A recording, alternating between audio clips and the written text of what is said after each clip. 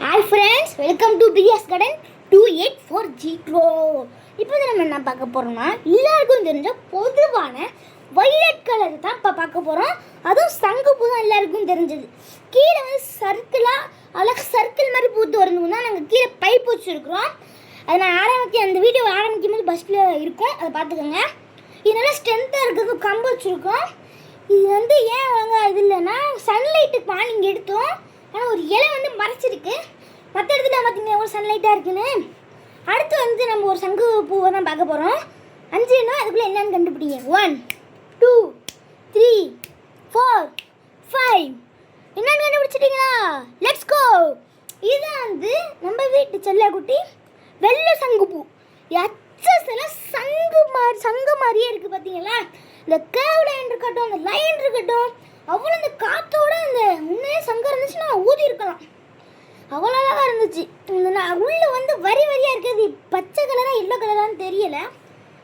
என்ன உங்களுக்கு தெரிஞ்ச கமெண்ட் பண்ணிவிடுங்க. இது மட்டும் தான் 2 ஜோடி ஜோடியாக இருக்குது. க்ளோஸ்அப்பில் காட்டுற என்ன கலர்னு கண்டுபிடிச்சி கமெண்ட் பண்ணுங்கள். எல்லோவா க்ரீனா? 2 மட்டும்தான் ஜோடி ஜோடியாக பிறந்திருக்கு. அது நடுவில் முட்டு விட்டுருக்கு பாருங்க. மற்றதெல்லாம் சிங்கிளாக தான் பிறந்திருக்கு. அடுத்து வந்து நம்ம என்ன பூ பார்க்க போகிறோம்? என்னவா இருக்கும் பார்க்கலாம். அடுத்து வந்து பர்பிள் கலரும் ஒயிட் கலரும் சேர்ந்துருக்க மாதிரி தான் இந்த பூ முட்டு விட்டு கொஞ்சம் விரிஞ்சிருக்கு கொஞ்சம்.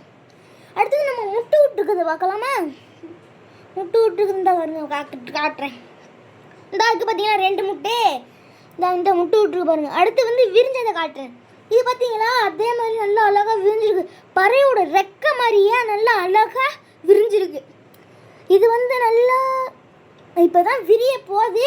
உங்கள் க்ளோஸ்அப்பில் காட்டு அப்படியே காடு மாதிரியே இருந்துச்சா? க்ளோஸ்அப்பில் காட்டு அப்படியே பார்த்தீங்களா? மரத்துலலாம் இருக்குமே இல்லை ரெக்கை.